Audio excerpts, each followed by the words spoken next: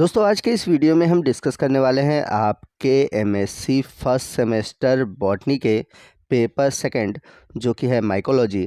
और इस पेपर से रिलेटेड हम यूनिट 1 को देखेंगे और यूनिट 1 से जुड़ा हुआ हमारा आज का जो टॉपिक है वो है स्टेटस ऑफ फंजाई। तो स्टेटस ऑफ फंजाई की अगर हम बात करें तो इस टॉपिक से रिलेटेड आपके दिमाग में बहुत सारे कन्फ्यूज़न होते हैं और आपके दिमाग में ये बात चलती है कि इस टॉपिक से रिलेटेड हमें लिखना क्या है। तो इस टॉपिक से रिलेटेड आपके जितने भी डाउट्स हैं वो आगे वीडियो में क्लियर किया जाएगा और मैं आपको बताऊंगा कि इस टॉपिक से रिलेटेड आप एग्ज़ाम में क्या लिखेंगे। तो आइए सबसे पहले हम बात करते हैं कि माइकोलॉजी होता क्या है। The word mycology is made up of two word, mykes and logos. तो जो माइकोलॉजी है दो वर्ड से मिलकर बना हुआ है, माइक्स और लॉगस। तो माइक्स का मतलब होता है फंगस और लॉगस का मतलब होता है स्टडी। तो इस आधार पर हम माइकोलॉजी की जो डिफिनीशन है कुछ इस तरह से दे सकते हैं। Mycology define is a branch of biology which deal with study of fungi. यानी कि माइकोलॉजी जीव विज्ञान की वह शाखा है जिसके अंतर्गत हम फंजाई के बारे में पढ़ते हैं। The term fungus was used by Gaspard Bauhin. तो फंजाई शब्द सबसे पहले गैस्पर्ट बाउविन ने यूज़ किया। तो यदि हम बात करें डिस्कवरी ऑफ फंजाई की, E.M. Fries in 1794 to 1878, he wrote a book, Systema Mycologicum, in 3 volumes, so that E.M. Fries is called father of systematic mycology। तो E.M. फ्राइस ने सबसे पहले माइकोलॉजी पर बुक लिखी थी सिस्टमा माइकोलॉजिकम, जो कि 3 वॉल्यूम में थी, इसलिए इन्हें फादर ऑफ सिस्टमैटिक माइकोलॉजी यानी कि कवक विज्ञान के वर्गीकरण का जनक कहा जाता है।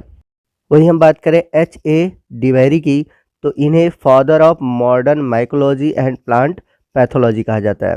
तो यहाँ पर आप एक पॉइंट याद रखिएगा कि फादर ऑफ माइकोलॉजी की बात करें तो फादर ऑफ माइकोलॉजी है मिकाइली। वही हम बात करें फादर ऑफ मॉडर्न माइकोलॉजी की तो वहाँ पर आपका आंसर होगा डिवेरी। वही हम बात करें E.J. बटलर की, तो इन्हें father of Indian mycology and plant pathology के नाम से जाना जाता है। आइए नेक्स्ट हम बात करते हैं स्टेटस ऑफ फंजाई। तो स्टेटस ऑफ फंजाई है क्या और इस टॉपिक से रिलेटेड आपको पढ़ने क्या है। तो आपको बता दें कि स्टेटस ऑफ फंजाई में सबसे पहले हम जानेंगे कि फंजाई के जनरल कैरेक्टर्स क्या है। उसके अलावा हम फंजाई से जुड़े हुए जितने भी टॉपिक हैं, इनके न्यूट्रिशन क्या है, इनका बिहेवियर क्या है, इनका थैलस क्या है, इनमें किस तरह से रिप्रोडक्शन होता है। तो इन सभी टॉपिक को हम जब एक साथ मर्ज करके पढ़ते हैं तो वो सभी टॉपिक आता है स्टेटस ऑफ फंजाई में। तो ये जो टॉपिक है अगर देखा जाए तो आप अगर सिलेबस को देखेंगे तो सिलेबस में आप में जितने भी नीचे चीज़ें दी हुई हैं वो सभी टॉपिक स्टेटस ऑफ फंजाई के अंतर्गत ही आता है। तो स्टेटस ऑफ फंजाई के अंतर्गत ये जो सभी टॉपिक हमें पढ़ने हैं इन सभी टॉपिक को हम शॉर्ट में आज के इस वीडियो में डिस्कस करेंगे। बाकी जब आने वाले दिनों में सभी टॉपिक को हमें पढ़ना होगा डिटेल में तो वहाँ पर आपको वीडियो प्रोवाइड कराया जाएगा। यहाँ पर हमें बस ये डिस्कस करना है कि स्टेटस ऑफ फंजाई में लिखना क्या है। तो अगर हम बात करें स्टेटस ऑफ फंजाई की तो हमें पता है कि जो फंजाई है ये एक यूकैरियोटिक ऑर्गेनिज्म है, यानी कि इसमें वेल डेवलप्ड सेल ऑर्गेनेल्स और न्यूक्लियस पाए जाते हैं। और अगर हम बात करें इसके क्लासिफिकेशन की तो आप सभी ने पढ़ा होगा कि फंजाई एक प्लांट है, बट न तो इसको प्लांट के अंतर्गत रखा गया है न तो एनिमल के अंतर्गत रखा गया है। इसको अलग से क्लासिफाई किया गया है माइकोलॉजी के अंतर्गत। और इसका सबसे बड़ा रीज़न है कि ये प्लांट होते हुए भी इसमें क्लोरोप्लास्ट नहीं पाया जाता।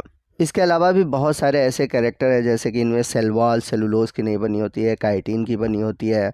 और इनमें जो रिजर्व फूड मटेरियल होता है वो स्टार्च न होकर एनिमल की भांति ग्लाइकोजन होता है।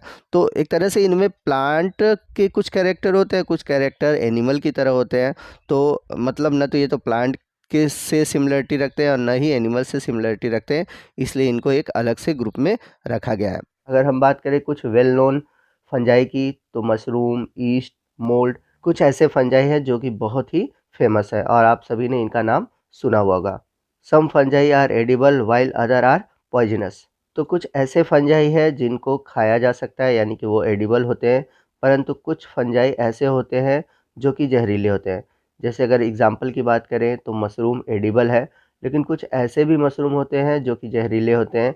फॉर एग्जाम्पल अगर हम बात करें एमानिता की, there are 3 to 4 million species of fungi in which less than 1,50,000 have been classified and studied.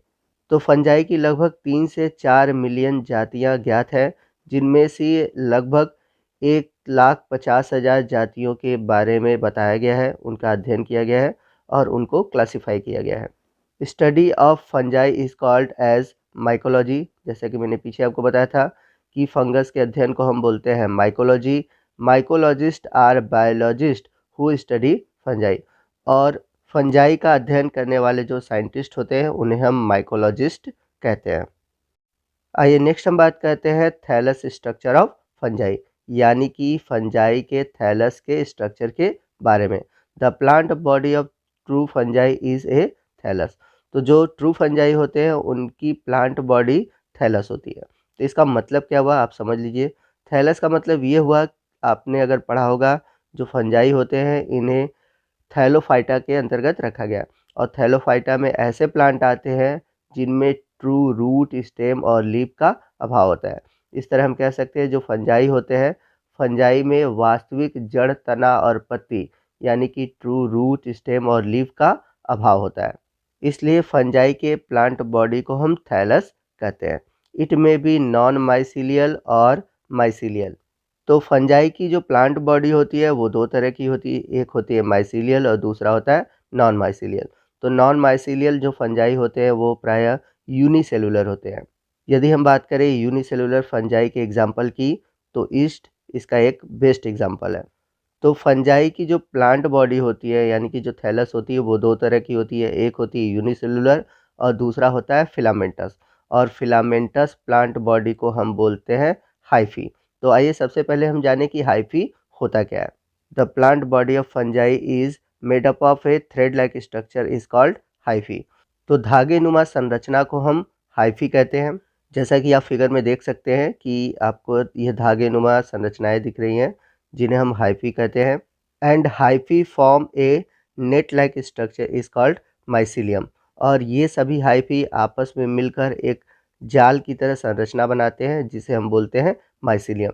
तो हाइफी के जाल से जो संरचना बनती है वही संरचना कहलाती है माइसीलियम। तो एक तरह से हम कह सकते हैं माइसीलियम का निर्माण होता है हाइफी से। तो यहाँ पर मैं फिर से रिपीट कर दे रहा हूँ कि जो फंजाई होते हैं उनकी प्लांट बॉडी थैलस नुमा होती है, यानी कि ट्रू रूट, स्टेम, लीफ नहीं पाए जाते हैं। और इनकी जो थैलस बॉडी होती है वो दो तरह की होती है, एक होती है यूनिसेलुलर और दूसरी होती है फिलामेंटस।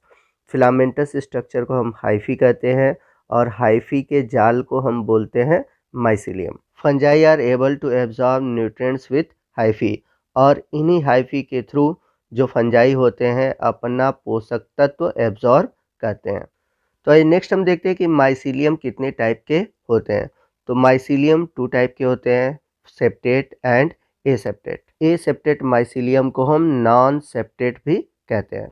तो जैसा कि फिगर में आप राइट साइड देख सकते हैं कि जो माइसीलियम है उसमें आपको बीच में सेप्टा दिखाई दे रही होगी, यानी कि क्रॉस वॉल दिखाई दे रही होगी। और जिन माइसीलियम में क्रॉस वॉल होता है ऐसे माइसीलियम को हम बोलते हैं सेप्टेट। तो इस तरह के जो हाइफी होते हैं या माइसीलियम होते हैं, सेप्टा की वजह से वो एक तरह से एक कोशिका का निर्माण करते हैं। तो आप फिगर में देख सकते हैं कि आपको दिखाई दे रहा होगा कि जैसे जैसे सेप्टा पाई जा रही है वो लग रहा है कि वो एक एक कोशिकाएं हैं।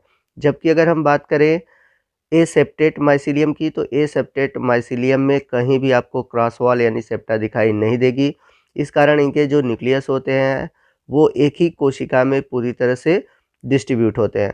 और इस तरह के माइसीलियम को हम सिनोसिटिक माइसीलियम भी कहते हैं।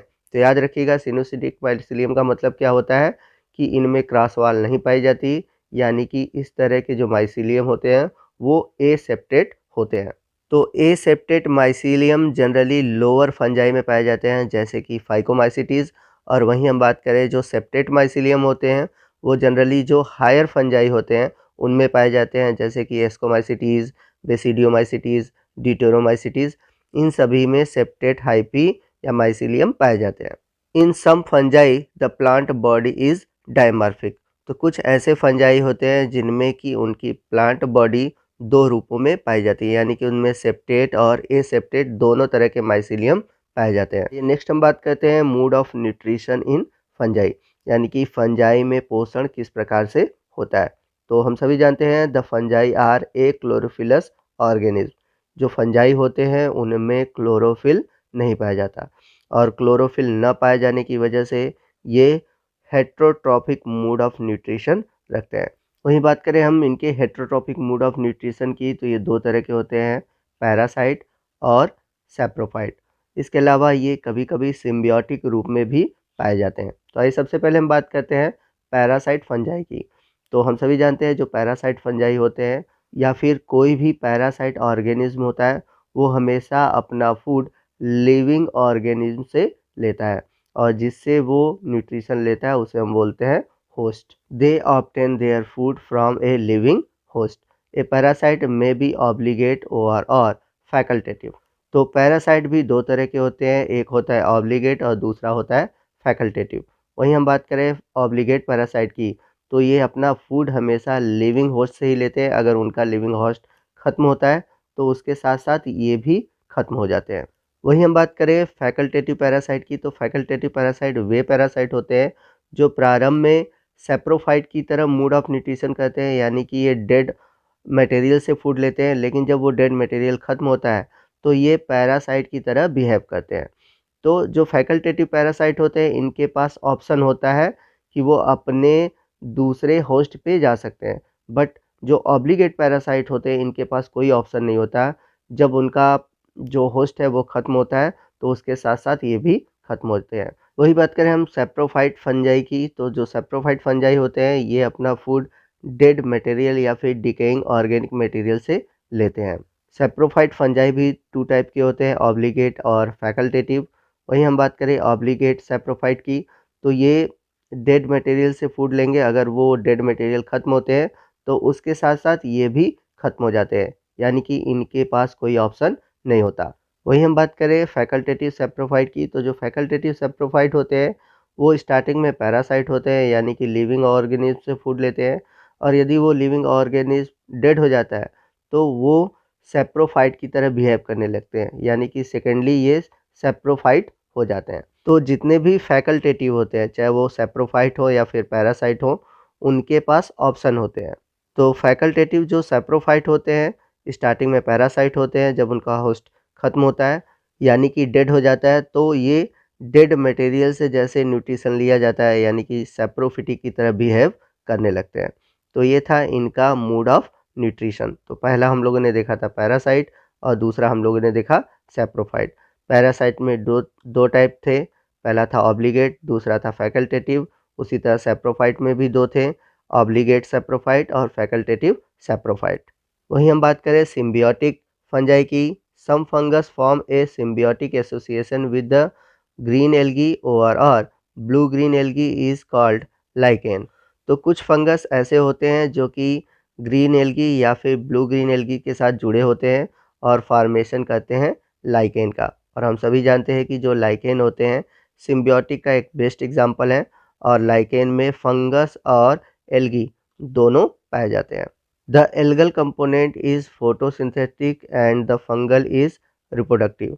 तो जो लाइकेन होते हैं, तो लाइकेन में जो एल्गल कंपोनेंट होता है वो फोटोसिंथेटिक का काम करता है और फूड का फॉर्मेशन करके फंजाई को देता है, और जो फंगस होता है वो रिप्रोडक्टिव पार्ट होता है, और यह एल्गी को शेल्टर और कार्बन डाइऑक्साइड, वाटर ये सभी प्रोवाइड कराता है। वहीं हम बात करें फंजाई के दूसरे सिम्बियोटिक एग्जाम्पल की, तो दूसरा सिम्बियोटिक एग्जाम्पल है mycorrhiza. Fungal form grow in association with the roots of higher plant is called mycorrhiza. तो जब फंगस के जो हाइफी होते हैं जब हायर प्लांट के रूट से जुड़े होते हैं तो ऐसे एसोसिएशन को हम बोलते हैं माइकोराइजा। और माइकोराइजा दो तरह के होते हैं, इक्टोमॉर्फिक माइकोराइजा और इंडोमॉर्फिक माइकोराइजा। तो इन सभी टॉपिक के बारे में आपको डिटेल में पढ़ना है, ये सभी टॉपिक आपके सिलेबस में मेंशन है। तो जब इन सभी टॉपिक को हम लोग पढ़ा जाएगा तो डिटेल से पढ़ा जाएगा। तो आज के इस वीडियो में बस इतना ही। आपको आज का ये वीडियो कैसा लगा कमेंट करके ज़रूर बताइएगा। वीडियो अच्छा लगा हो तो प्लीज़ वीडियो को लाइक करिएगा, अपने दोस्तों में शेयर कीजिएगा। तो मिलते हैं अगले वीडियो में अगले टॉपिक के साथ, तब तक के लिए जय हिंद, जय भारत।